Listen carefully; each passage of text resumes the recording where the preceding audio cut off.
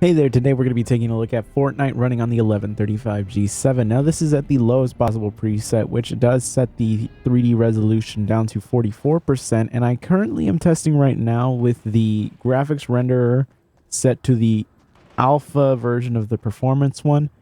This was not a good experience. At the performance, render setting, it's supposed to give you like an even better level of lower graphical performance, but since it is still an alpha, it is very rudimentary and it did not give us a good experience here. Like, this was a few minutes into a match and you can see the 1% lows are really bad and those frame times are all over the place. The game was pretty much unplayable at this setting. So switching over to the DX12 renderer is really what brought out the performance in this. Once we switch over to DX12, you can see that the frame times are significantly better. Those 1% lows are significantly better, and it's still the same graphical preset.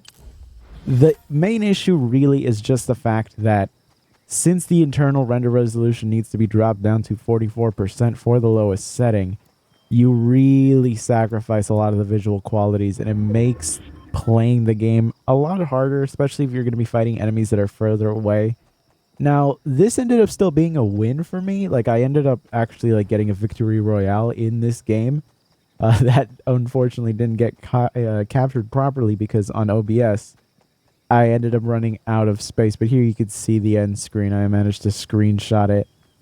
You can like see I won this game, and the numbers there do show it was pretty good in terms of performance, but while playing, I can tell you, trying to fight anybody was very annoying because if they weren't right in front of me, I was going to have a pretty tough time trying to like hit them. Now, I was playing also with a disadvantage in that I had a controller, and that really made aiming brutal. But for the most part, it's being able to see the enemy far away was just not a thing.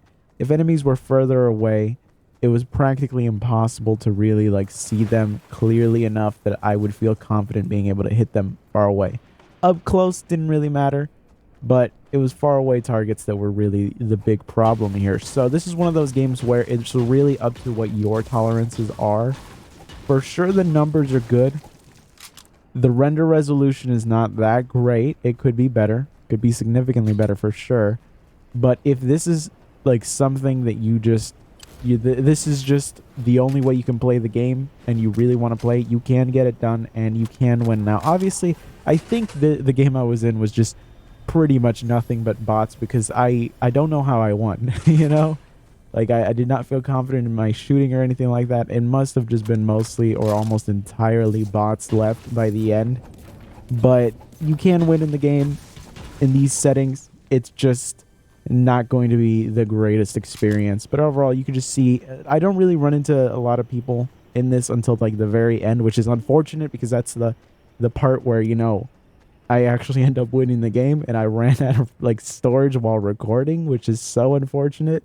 But again, like I showed you the screenshot, did end up winning this, so you can get it done at these settings. I can promise you I would not have been able to actually win that game if I was still on the performance renderer. So I'm hoping to see the performance renderer eventually get very, very good.